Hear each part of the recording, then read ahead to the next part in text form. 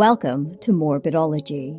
I'm your host, Emily G. Thompson, author of Unsolved Child Murders, Cults Uncovered, Mysteries Uncovered, and co-author of Unsolved Murders, True Crime Cases Uncovered.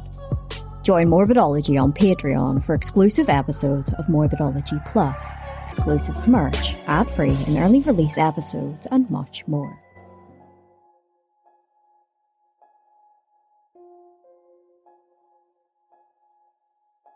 In May of 2016, a newly divorced mother of two moved to Raleigh, North Carolina to start afresh. Instead, however, she would find herself the victim of a random and chilling crime. A crime that struck fear into the heart of the community. The case became a disturbing reminder that sometimes you can become a victim in the sanctity of your own home, the one place you should feel safe.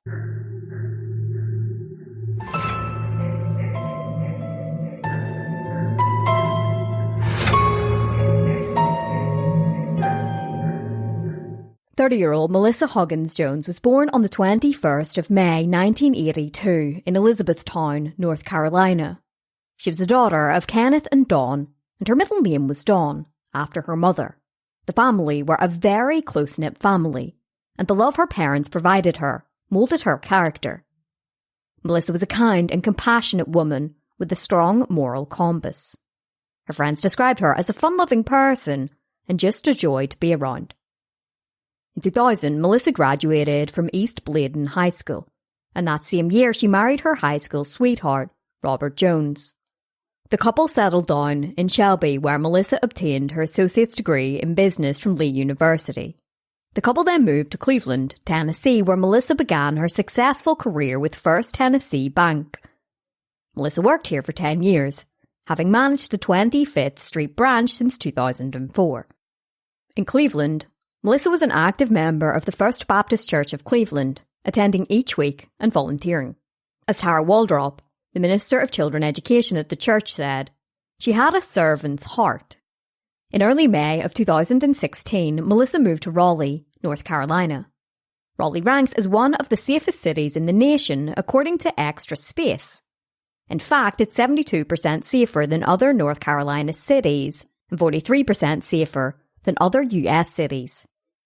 It averages around 20 murders each year. The city often appears at the top, or at least near the top, of the best places to live. It is a place that people come to with hope in their hearts, and Melissa was no different. She had just gone through a divorce with Robert, and she had family who lived in Elizabethtown and Wilmington, who would help her get settled in. Melissa had chosen Raleigh in particular because she had been chosen to manage First Tennessee Bank's first out-of-state branch in Raleigh. She had been selected to lead the effort in the new market, which certainly said a lot about Melissa and her work ethic. While the relationship between Melissa and her former husband Robert hadn't worked out, there was one positive thing that had come from it: their 8-year-old daughter, Hannah, and their 12-year-old son, Noah. When Melissa moved to Raleigh, she brought along her daughter, Hannah, but Noah stayed behind in Cleveland with his father, just to finish out the school year. Melissa took her career very seriously. She loved working at the bank, but she loved being a mother even more. She always made sure to take the time to take part in any of her children's activities. She often said to her friends that she loved her children to the moon and back. Once in Raleigh, Melissa and Hannah moved into a nice apartment complex located on Allister Drive. The apartment was in a good part of town, known as North Hills. On the 14th of May 2013, construction workers were outside building apartments in the Ramblewood complex just off Six Forks Road when one of the workers, Robert Pittman, spotted a little girl standing nearby.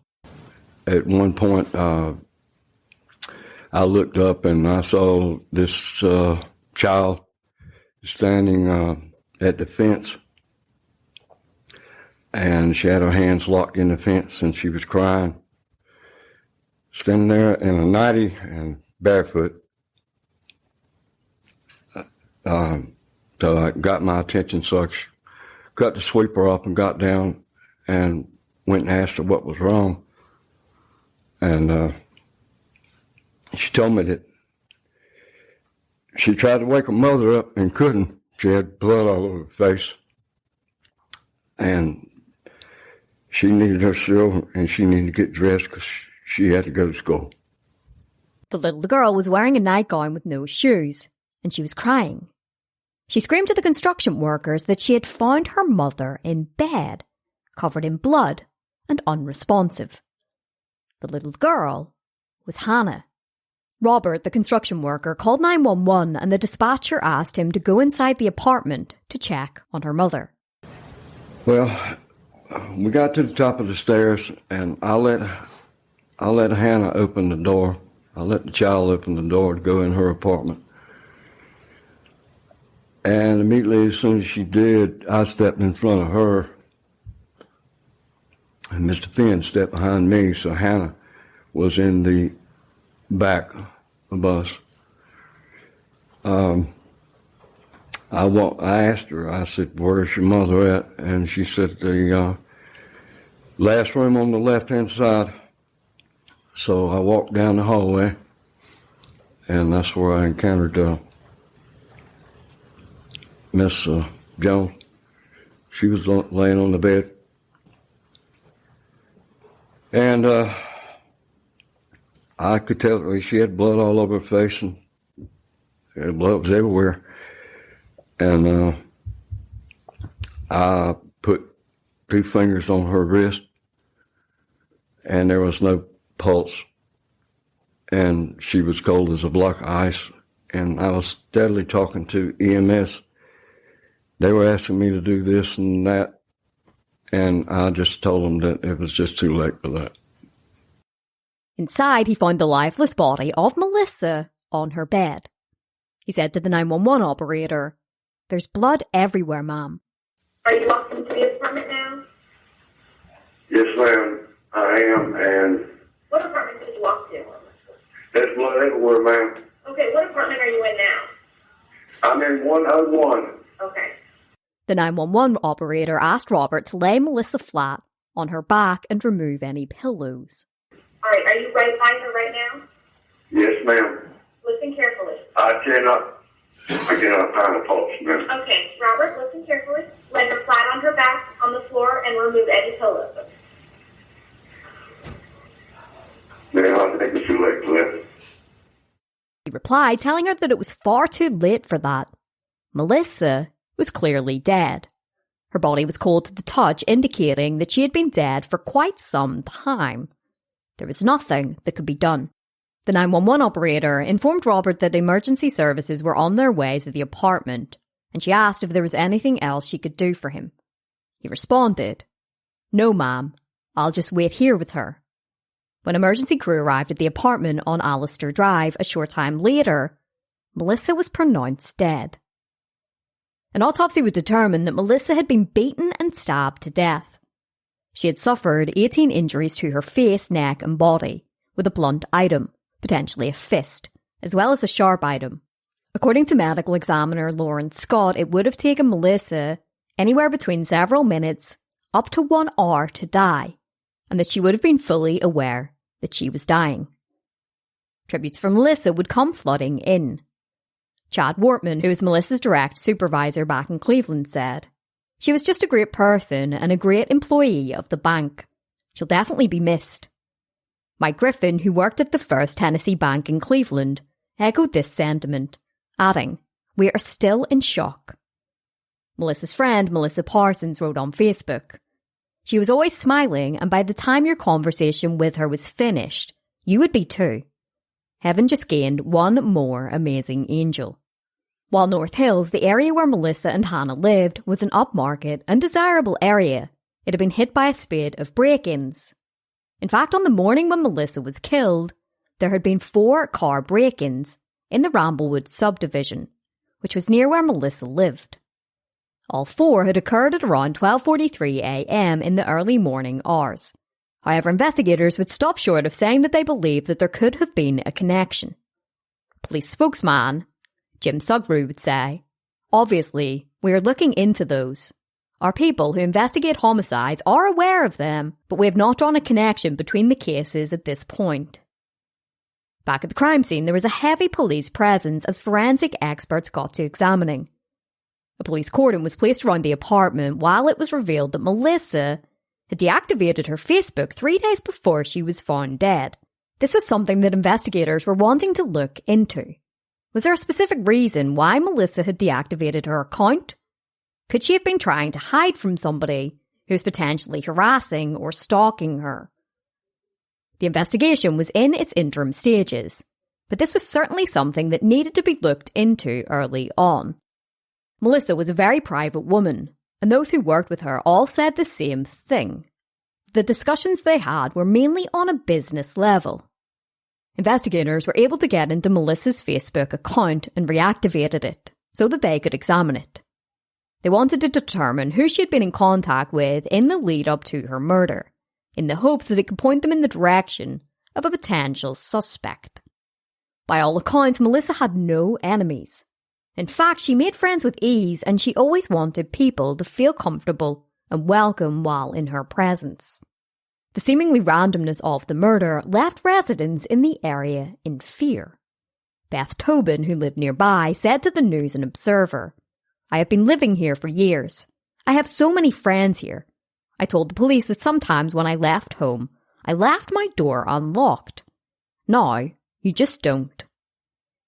In a bid to generate some leads in the baffling murder, investigators would hand out flyers in the general vicinity. These flyers contained details of Melissa's murder. They were wanting to speak to anybody who had lived in the area or may have been travelling through the area between Monday the 13th of May at 11 p.m. to the following morning at 8 a.m. when the alarm was raised by Hannah. They had set up an information checkpoint near Melissa's apartment and handed the flyers out to anybody who passed by. A police spokesman said, "We would like to hear from anyone. Even if it's something that does not seem important to them, we are asking them to trust their instinct and call Crime Stoppers." On the 19th of May, Melissa was laid to rest. Her funeral was held at Elizabethtown Baptist Church, and afterwards, there was a private burial at Bladen Memorial Gardens. It was referred to as a celebration of life. A couple of days later, Melissa's loved ones asked for donations for a bench and memorial plaque in her honour. Melissa had loved walking on the Greenway, and her loved ones wanted to do something special to memorialise her. It would cost around $1,250, and people were asked to donate to Andrew Johnson Bank. Just a couple of days after Melissa was laid to rest, there was a breakthrough in the case when it was announced that 3 people had been arrested in connection with her murder. They were identified as 23-year-old Ronald Lee Anthony Jr., 18-year-old Sarah Renee Redden, and 20-year-old Travion Smith. Investigators announced that they believed that the 3 suspects had been trying to rob Melissa's home when she was fatally attacked. According to investigators, there was no evidence that Melissa knew any of the suspects. She was simply in the wrong place at the wrong time when they made what investigators described as an unforced entry into her apartment. They didn't disclose whether this meant that the door was unlocked or whether they were invited into the home by somebody. The arrest had come on what would have been Melissa's 31st birthday. 2 of the suspects had a lengthy criminal history. Back in 2008, Ronald had been charged with robbery with a deadly weapon. At the time of his arrest, he was 1 year into a 2-year probation sentence on charges of identity theft, providing false information to a law enforcement officer, driving with a revoked licence, and speeding. He also had convictions for making a bomb threat and embezzlement. He had been scheduled to be in court on the 11th of June on charges of misdemeanour larceny. The last time that he had checked in with his probation officer was the 16th of May, 2 days after Melissa was beaten and stabbed to death. Travion was on parole for a 2012 conviction of charges of simple assault and receiving stolen goods. He had just been released from prison in January, 4 months before Melissa was killed. In fact, on the 20th of February, the Parole Commission had put an electronic monitoring bracelet on Travion for violating his parole, and on the 16th of April, a warrant for his arrest had been issued after he was classified as an absconder for allowing his electric monitoring bracelet to die. While police had been searching for him, they hadn't been able to catch up with him until he was arrested in connection with Melissa's murder. Ronald, Sarah and Travion had become suspects through the help of Craigslist. A laptop had been stolen from an apartment below Melissa's apartment. the same night that Melissa was murdered, and then was posted for sale on Craigslist with a photograph showing the unique number identification, as well as a phone number to contact if interested in purchasing the laptop. Investigators had become aware of the Craigslist posting and had arranged to meet the seller. However, the seller never showed up, and attempts to call them went straight to voicemail. The laptop that had been stolen was connected to Melissa's murder by DNA evidence. Investigators would then trace the cell phone back to Michael McCollum from Wake Forest, and investigators showed up at his home and charged him with possession of stolen goods. Michael was not connected in any way to Melissa's murder or to the break-ins, but he would inform investigators that he had gotten the laptop from Travion. After the arrest, a special memorial service was held in honour of Melissa at First Baptist Church back in Cleveland, where she had been an active member. In May of 2014, Judge Donald Stevens would grant Sarah bond.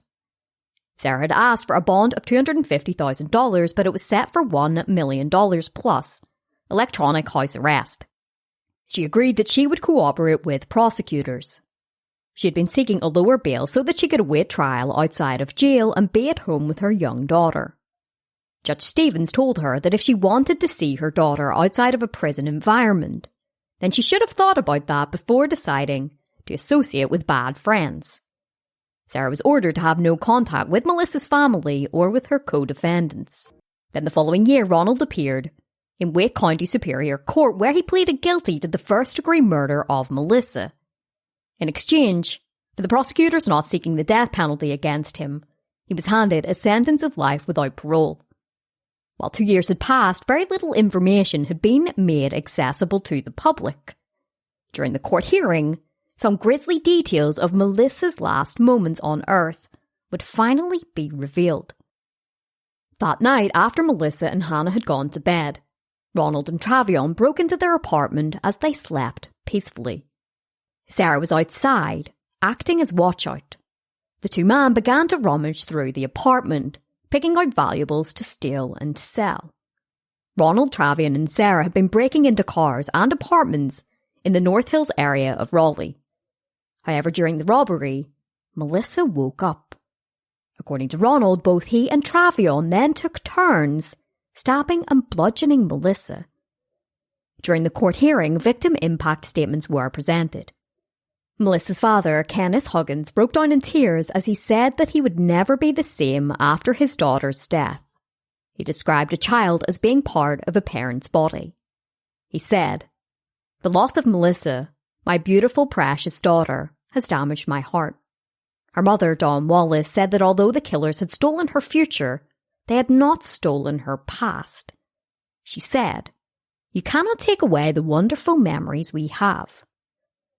Shortly after the guilty plea, Travion's defence attorneys would attempt to get the death penalty taken off the table as a possible punishment if he were found guilty at trial. Defence attorney Jonathan Braun argued that prosecutors had withheld critical information that raised questions about the accusations against Travion. He said that initially, Sarah had told investigators that it was Ronald and Travion who had murdered Melissa in her bedroom. But since then, she recanted that statement and now claimed that it was Ronald who killed her alone. He said, "She is now saying that it was Ronald Anthony and Ronald Anthony alone who killed Melissa Huggins Jones. Ronald told her that he stabbed her to death. Travion didn't personally hit, stab or hurt Miss Huggins Jones according to this statement." She also said that she had no indication that Travion ever went into Miss Huggins Jones' bedroom or was present in the room when Ronald Anthony killed her. According to defence Braun, Sarah had initially said that both men carried out the murder because Ronald was her boyfriend at the time, and she didn't want him to take the full blame, so she transferred some of that blame onto Travion. He said that because Sarah's account had now changed, that the death penalty should not be applicable. At the time, there had been less and less death penalty trials occurring in the state of North Carolina. A recent poll by Greenboro News showed that 3 out of 4 North Carolina residents supported the death penalty for certain crimes, but the death penalty was appearing less and less in court.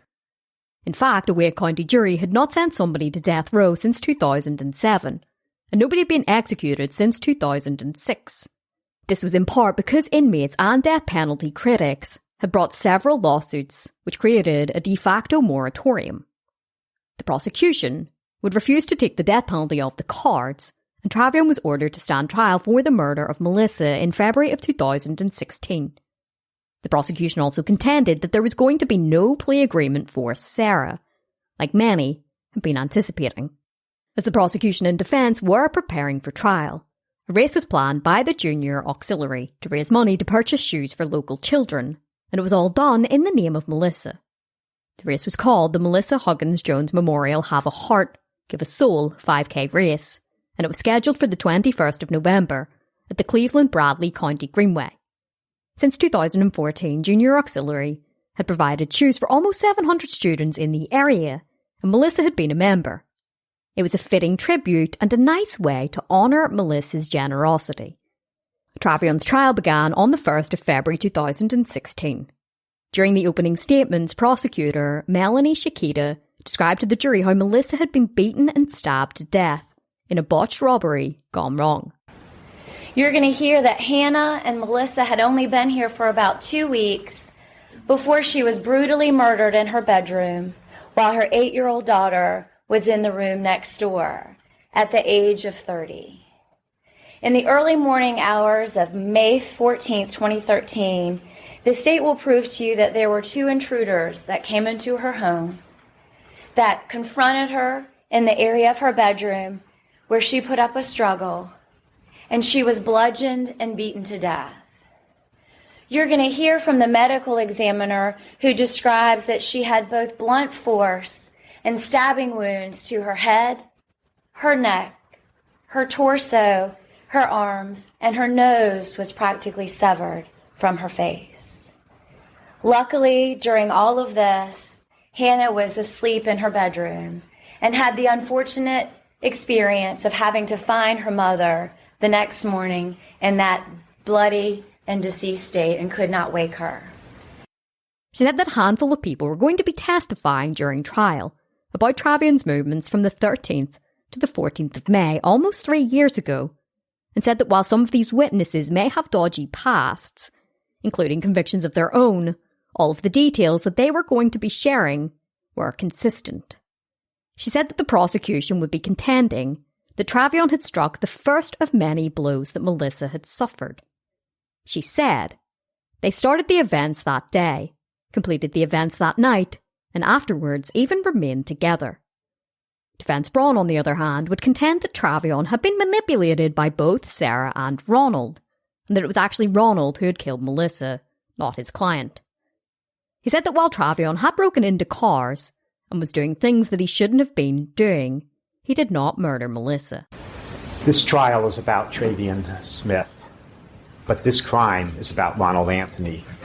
Ronald Anthony, who is already serving a life sentence for the murder of Melissa Huggins Jones, is the one who is responsible for her death. During the course of this trial, there's going to be a lot that both sides are going to dispute. But there's one thing that nobody is going to dispute. The death of Melissa Huggins Jones was horrible, tragic, and completely senseless. She was a wonderful person, a loving daughter, a devoted mother. And it is absolutely heartbreaking that her daughter Hannah was the one who discovered her mother's body. No child should ever have to go through anything like that.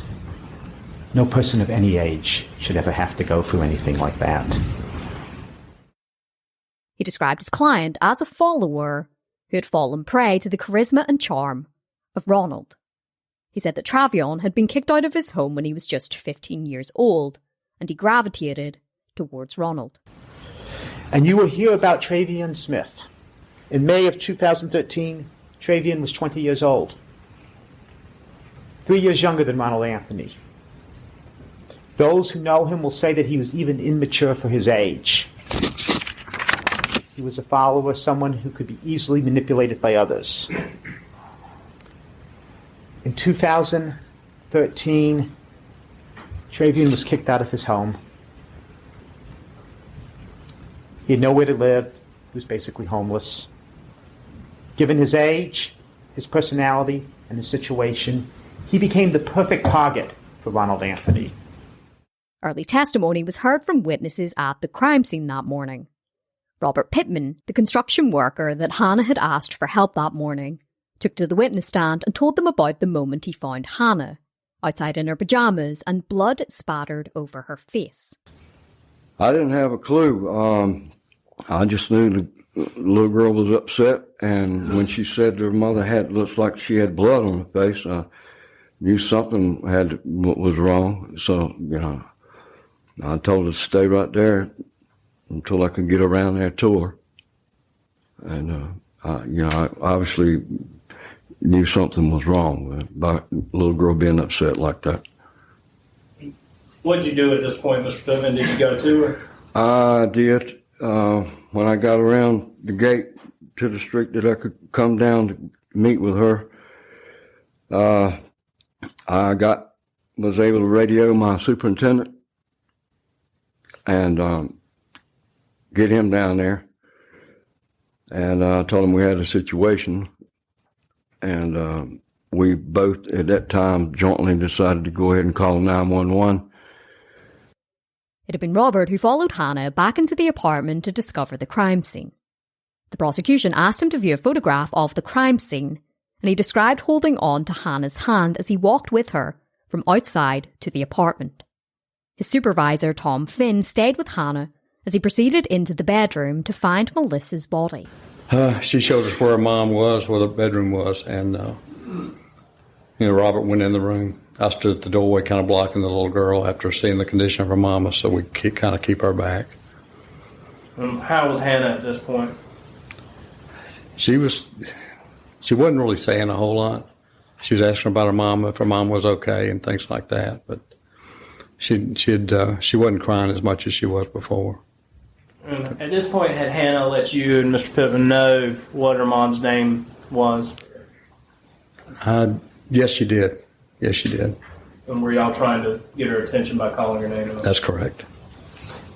You said you saw the condition of her mother, Melissa. Right. Can you describe for the jury what condition Melissa was in when you saw her? She was laying on the bed, kind of sprawled out with her face turned away from us, with blood all over it. There's some blood on the wall. You mentioned blood on the wall. Could you see that blood on the wall? Yes, sir. Did Melissa appear to be alive at that time, Mr. Pittman? No, sir. Captain James Reeves with the Raleigh Fire Department was one of the first responders to arrive at the scene that morning. He described the bloody scene inside the bedroom and how he quickly established that nothing could be done to save Melissa. She had already been dead for quite some time and her body was ice cold. He said that he didn't notice that much was amiss in the apartment, except for in Melissa's bedroom, which had evidence of a struggle and was in complete disarray. Police officer Darrell Green would tell the jury that after the murder he needed to pull a set of call logs from 11 p.m. until 3 a.m. A number of reports of robberies from within the area had been reported to police between those hours. Esther Hall, who lived in the same apartment complex as Melissa, woke up at around 12 a.m. to find somebody breaking into a car across the road. And how were you able to see clearly this incident occurring? There's a street light that directly illuminates the area, so it was easy for me to see. And did you know the neighbor that looked like their car was being broken into? Just as an acquaintance, just coming and going to and from work. And I guess a better way to ask it didn't appear to be the owner of the car going into it. Definitely a height difference, yes. Okay. All right. Could you describe this individual that you saw going into the red Miata? Yes, a very tall African-American male, dressed all in black, and he had a long-handled flashlight that he was using to look through the car, and a black, some sort of nylon fabric that appeared to have things in it. Something like a bag, or? Mm-hmm. So it looked like this person had a bag as they were going. Yes. After describing the man she saw, she next described another person who was at the scene. Ms. Hall, when you saw this, did you notice anyone else around him? Yes, as I mentioned, there's a street light that does amplify the street area, and there was a woman standing there in the middle of the road. And once I realized that the burglary was in process, it occurred to me that she was probably some sort of lookout. Can you describe this individual? Yes, medium height female, dressed in black. The two outstanding features were very bright white tennis shoes and a very bright white band, like a ski band, around her head. And you mentioned the person going into the car, was that African American? Yes. Did you tell what race the female was? I'm unclear. Okay. White, black, Hispanic, just not sure. White or light-skinned African American. She then described seeing a third person. Well, she was standing in the middle of the road observing. And then shortly, the gentleman was burglarizing the car and she was standing there. A third person came around around the townhome, and he also had a black bag full of things. The third person that you saw, you said it also appeared they also had a bag? Yes. And how were they dressed? Orange shorts and a blue jacket. And what did you see this individual do when he came around the townhome? He just joined up with the others, and at that point, I was on the phone to the police. I wanted to get a description of the folks, but I was quickly dialing 911. The individual that you saw coming around the townhome, the third individual, you said it was a male. How else would you describe this individual? Darker skin, African American or Hispanic, probably about 6 feet, broader shoulders. Esther later discovered that her own car had been broken into as well. Her GPS had been stolen from inside the car, as well as a bag of Cheetos. Jamie Avant, who lived in the Ramblewood neighbourhood close to Melissa's apartment, testified that her husband's car had also been broken into that same morning, and there were other people whose cars had been broken into as well. Michael McCollum, who had placed the stolen laptop on Craigslist, would testify about his role. And when you say Ronald Anthony contacted you, how did he contact you? He gave me a phone call. And I don't want you to tell me everything he said, but what was the general nature of this phone call? That he had 2 Lenovo laptops that he was trying to sell, and that to get in contact with him when I could. Did you contact Mr. Anthony? It slipped my mind for a few days, but I did call him maybe 3 or 4 days later and said, "What's up with the what's up with the laptops, man?" Did he describe these laptops to you? He eventually he described them to me. I thought they were older Lenovo's, and I told him that those were outdated and I couldn't repair them or do anything with them. He told me that they were newer Lenovo's and that they were good. When you say that they were good, what do you mean by that? That they weren't stolen or anything was wrong with them at all. He just said that he was trying to get rid of them, but it just didn't sit right with me. Why didn't it sit right with you at that point, Mr. Performance? 2 new laptops, less than a year old. It was kind of iffy, but I trusted him because I had purchased things from him before. He said that he had placed the laptop on Craigslist at the request of Ronald. He said that he never actually had the laptop in his possession. I got a call maybe about 7 o'clock that evening about this laptop from a guy saying that he would like to purchase it. And he wanted to purchase it for $800, free and clear, which in that line of work, it seems kind of fishy. Why? Because no one ever offers you exactly what you want for a laptop on Craigslist, ever. Michael said that he found it suspicious that somebody was offering the asking price. He said that he got scared, took the ad down. He said to the jury, "I'm not sure when we talked about the situation, but when we did, he told me that the laptops were hot. They shouldn't have been on Craigslist." There'd be multiple laptops that were stolen that night, and Michael set up a meeting with Travion, and when he arrived he had a grey laptop, not an orange one like the one he had been asked to sell on Craigslist. Michael said that he was arrested shortly thereafter, when investigators identified him by the cell phone number he provided on Craigslist. He said that while he was awaiting questioning, he saw Travion in a holding cell, and claimed that Travion spoke to him about the murder of Melissa, and he said that he did not display any remorse. The most highly anticipated moment of the trial came when Sarah took to the witness stand. It was pretty much a given that she was going to be testifying against Travion. She described how she had been the lookout for Ronald and Travion on the night in question, as they broke into cars to burglarize throughout various neighbourhoods. They all wore gloves and they took GPS units from the cars, as well as any other valuables that may have been left behind. How many cars did Ronald and Travion go into in this particular neighborhood? I wouldn't really know the exact amount, but it was quite a few. What was your role during the time they were going into cars at this point? I was kind of a lookout. What do you mean by that? When they would go check in the cars, I would stand by the street and, watch around to see if anybody was coming out the houses or anything. And if a person came out of the house or car drove by, was there any plan for what you were to do to alert them? No. She said that as they walked, they came across an apartment complex that was still under construction. It was the apartment complex where Melissa had lived with her daughter. She said that at one point she became separated from the two men. According to prosecutors, this was when Ronald and Travion climbed to the second floor balcony of Melissa's apartment. As Sarah was waiting, she spotted a police car and hid. When you left, after the patrol car left, what did you do at that point? I waited another minute or so, and when I thought that it was gone, I came out and I was whispering their names. And I heard something that made me look up. And when I looked up, I seen Trey on the balcony of the second floor. What was Travion doing on that second floor balcony when you first saw him?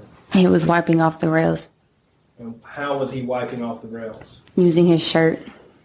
When you say he was wiping off the rails, how long was he doing that?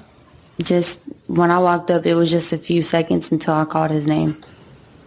She said that shortly thereafter, she spotted Travion wiping the balcony railing with a shirt, and she asked him where Ronald was. He pointed to the inside of the apartment.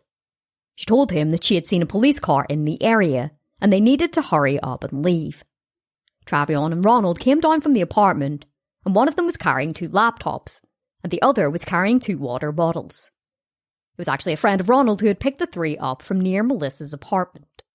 He was showing the driver an iPhone, and then after that he had a knife in his hand. Let's start with the iPhone. Where did Ronald Anthony pull that that iPhone from? I'm not sure. Was it in his hand? Yes. When you saw it there in his hand, you know if he took it out of a pocket or a book bag or... I don't know where he got it from. According to Sarah, Ronald showed the friend a bloody knife, and then she saw Travion and Ronald washing their hands with a bottle of water. From here, the 4 drove to Flashbacks, which was a strip club, but Sarah and Travion, who were under 21 years old, could not get in. They remained in the car while Ronald and the other friend went into the strip club.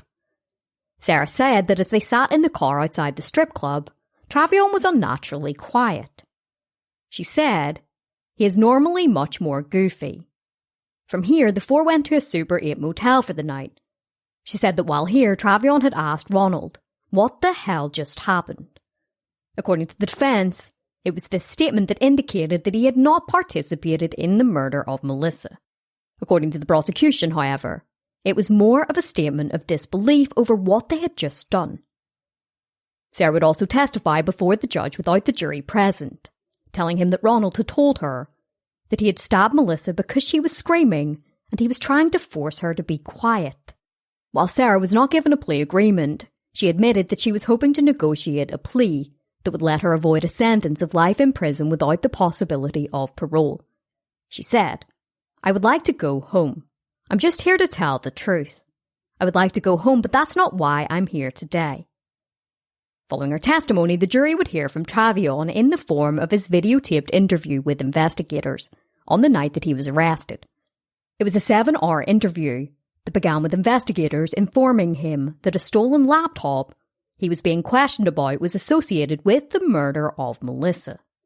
He denied that he had ever entered Melissa's apartment and that Ronald had gone in on his own. He said that he was about to enter the apartment when he heard Melissa screaming, telling the investigator, "I didn't know what was going on. When I heard her scream, the first thing I thought of was my son. When he was asked to describe the scream, he said, like panicking shock. He went on to say that it sounded like something you would hear in a horror movie, and then said to the investigator that after hearing the scream, he ran. While Travion was being interviewed, Ronald and Sarah were being interviewed in separate interrogation rooms. Investigators would try to turn them against each other, telling each that the other was blaming them for the murder. The investigator said to Travion, "They are putting it all on you. You deserve an opportunity to tell your story." Travion responded, "Everything I told you is the truth." The second week of the trial would focus predominantly on forensic evidence. In addition to the stolen laptops, Travion had been linked to the crime scene by a shoe print. It matched the shoes that he was wearing when he was arrested. But according to Travion, when he was arrested, he had been wearing Ronald's shoes. However, there had been two sets of shoe prints found at the apartment. One shoe print on the outside air conditioning unit matched Travion's shoe, while another one inside on carpet matched Ronald's shoes, which showed that there were two people at the apartment.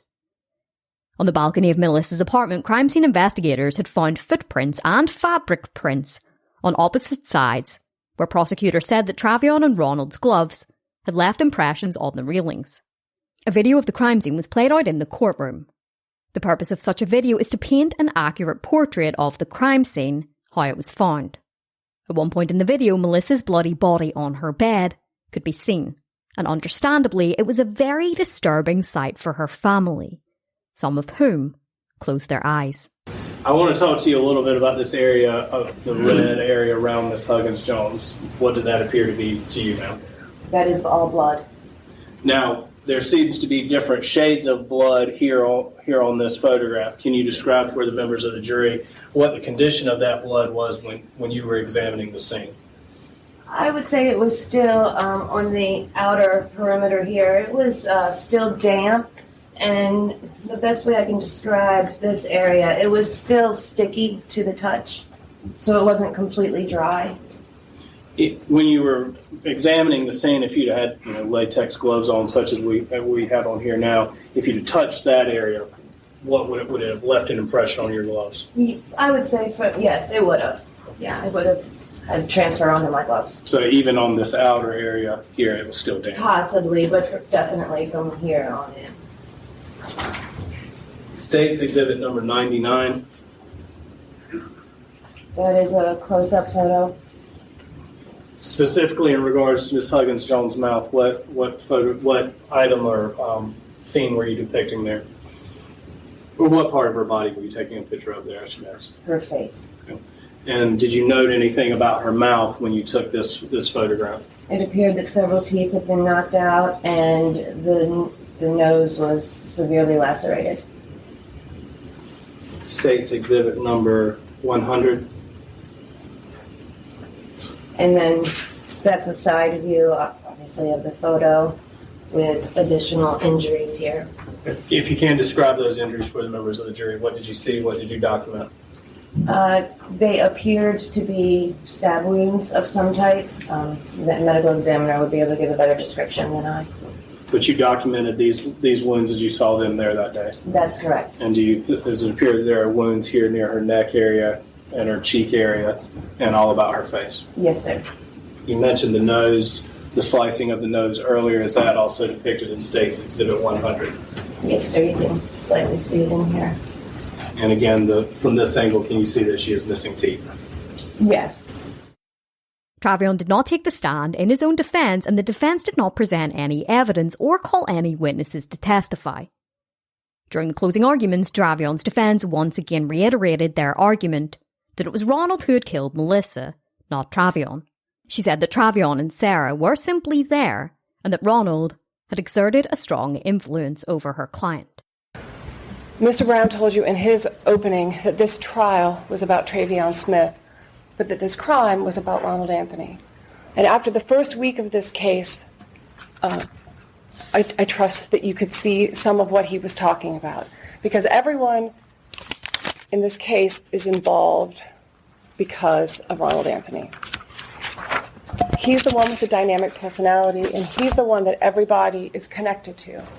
Prosecutor Jason Waller refuted this, stating that Travion had climbed onto Melissa's balcony out of his own free will and had not been forced to do anything. He pointed his fist on a table 18 times to represent the 18 blows that had been inflicted on Melissa. He said, 18 times, that knife or that fist went into her head, neck, or torso. It's everyone's worst nightmare. Lying peacefully in your bed in the early morning hours. Hearing a strange noise. Not the ice machine making noise, not the wind, but a strange noise. A noise that you know should not be in your apartment. Getting up to figure out where that noise comes from or came from.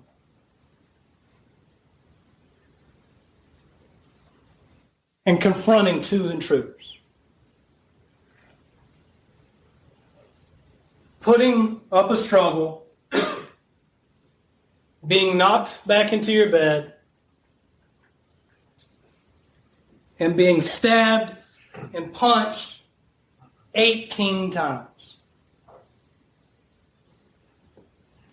And then lying there, bleeding to death, while you have no idea what's going on down the hall.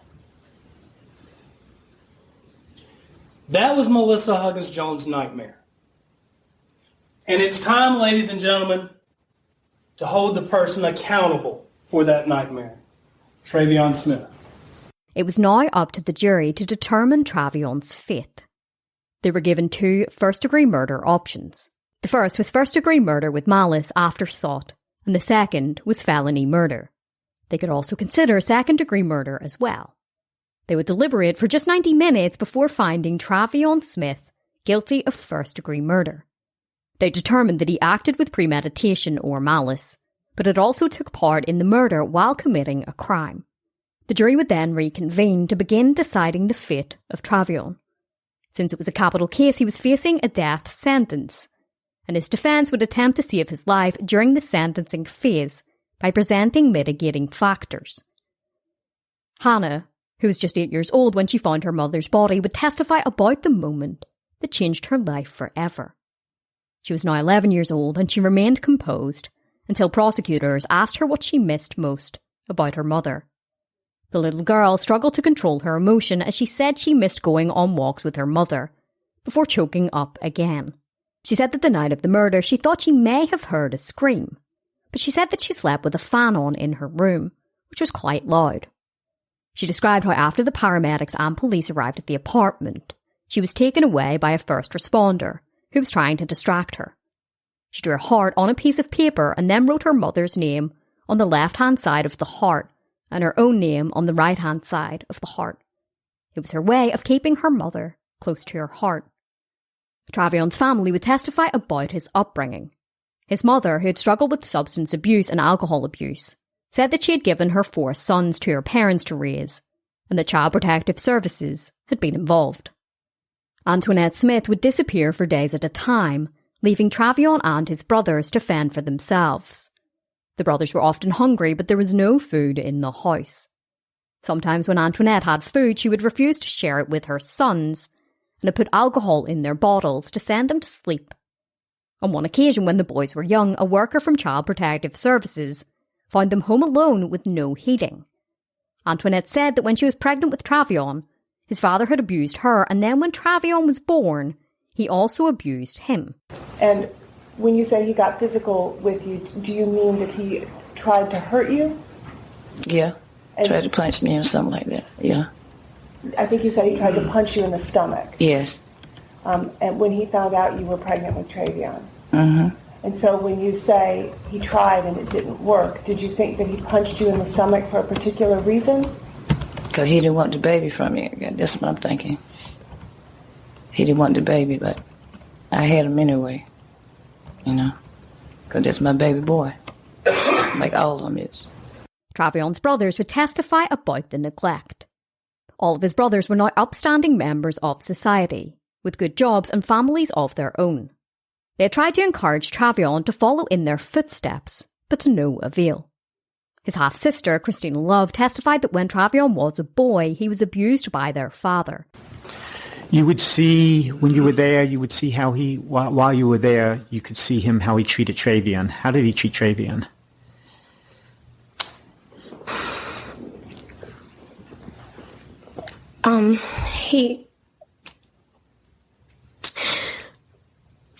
He treated him like the outsider, like he never really wanted him to be there in the first place. Like it was more of a burden than it was a joy for him to be his father. Why did he say things that made you reach that opinion?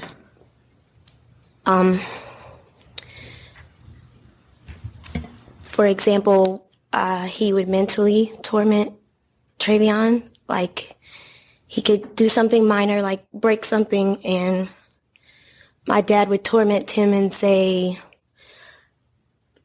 well, it's not like you have anywhere else to go. I don't want you to be here. Wish your mom wanted you. I'll kick you out. Or he used to make threats to send him to Holly Hill. Do you want to go with the crazy people if you do something else, or that sort of thing? So he would say that frequently? About yes. How old was Travion when he was making these comments? This is something that I've heard consistently my entire life since me and Travion were younger, so it's something that never stopped. It wasn't something that happened at a specific age. When Christina told her father that she was going to testify about the abuse, he became furious and said that he was not responsible for his son's troubles. She said, "He did not want me to reveal who he is as a person, or who he was as a parent." Prosecutors attempted to poke holes in Christina's testimony. They presented a photograph of her outside the courthouse that she posted online with the caption, "Always riding for baby bro," with a heart emoji. They suggested that she could have been exaggerating in a bid to save her brother's life. Dr. John Blackshear told the jury that by the age of 12, Travion was easily influenced and was in desperate need of psychiatric help, but the family were unable to afford it. In school, he had needed extra attention, and psychologists who encountered him throughout school had described him as a victim of abuse and neglect. Travion had been hospitalised several times for mental health issues before reaching high school and was in alternate school programmes. The prosecution would present rebuttal witnesses, including Travion's former probation officer, who testified that Travion had told him he was a gang member. There was testimony about jail confrontations, including a prison officer who had to spray him with mace when he refused to go back into his cell. The prosecution wanted a death sentence and argued that the violent nature of Melissa's murder, as well as the fact it was committed with her 8-year-old daughter asleep in the next room, warranted the strictest sentence possible. Prosecutor Waller said, "She went to bed with her daughter down the hall, and these guys come in and do this." Waller argued, after mentioning the 18 blows he contends were struck at close range. Why? So they can go down the street and sell an iPhone? They leave her there, just leave her. Didn't do a thing for her except go through her stuff. That's why this case calls for the death penalty. It's not a normal murder case. The jury would ultimately recommend a sentence of life in prison without parole. They found that Travion's troubled upbringing and his inability to get mental health care outweighed the prosecutor's aggravating factor of robbery. Melissa's family were able to provide victim impact statements, detailing how the murder had impacted their lives. Her mother Dawn said that the murder had left a hole in their hearts. She said that she hadn't known that Travion had a son of his own, a little boy who was only several months old at the time of the murder. She said she hoped that his son would never get to know him. What you really deserve is to suffer and die in the same manner Melissa did. You need to have your skull crushed, your nose broke and laying on the side of your face, your jaw broken in 2 places, your teeth knocked out, your carotid artery severed, and multiple other wounds, such that you suffer and slowly bleed to death. That is what you really deserve. But we are satisfied to know that you will be released, that you will never be released back into society again to harm another person, and hope that your child will not have to know you as his father.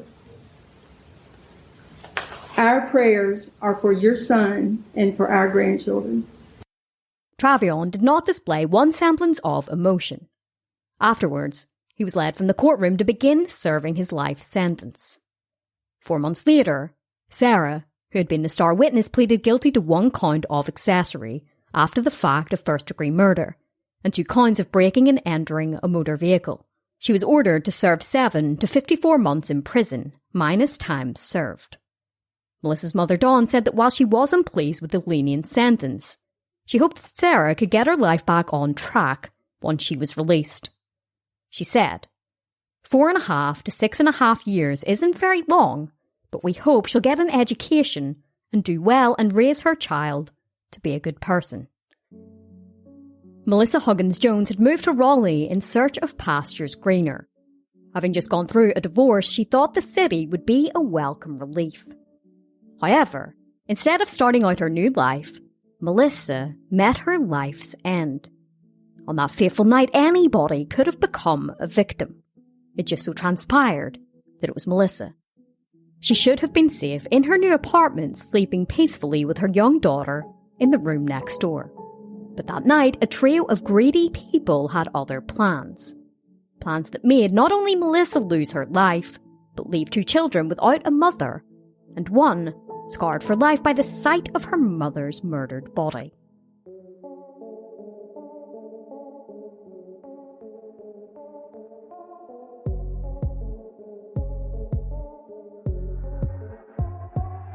Well, besties, that is it for this episode of Morbidology. As always, thank you so much for listening. I'd like to say a big massive thank you to my amazing new Patreon supporters, Wings and Kimberly. I'm eternally grateful for your support. The support on Patreon seriously helps Morbidology out. If you'd like to join, the link is in the show notes. Each month, I do bonus episodes on Patreon of Morbidology Plus that aren't on the regular podcast platforms. You also get a handwritten card, merch, ad-free and early release episodes, and also behind the scenes, which includes bonus audio, videos, and case files. The most recent episode of Morbidology Plus is on the case of Christina Abbots, so please feel free to check it out. I'd also like to thank my hosting platform Spreaker. I'm on their Prime program, and their dynamic ads seriously helps the show to continue. If you're a podcaster or a future podcaster, seriously look into Spreaker Prime for your host. Remember to check us out at morbidology.com for more information about this episode and to read our true crime articles. And please stay tuned to the end of this episode to hear a promo for Rogue Darkness. Until next time, take care of yourselves, stay safe, and have an amazing week. Beliefs. Murder. Tune in to Rogue Darkness each Friday and join host Raven as I uncover horrific crimes committed under the misconceptions and misunderstandings of witchcraft and other belief systems.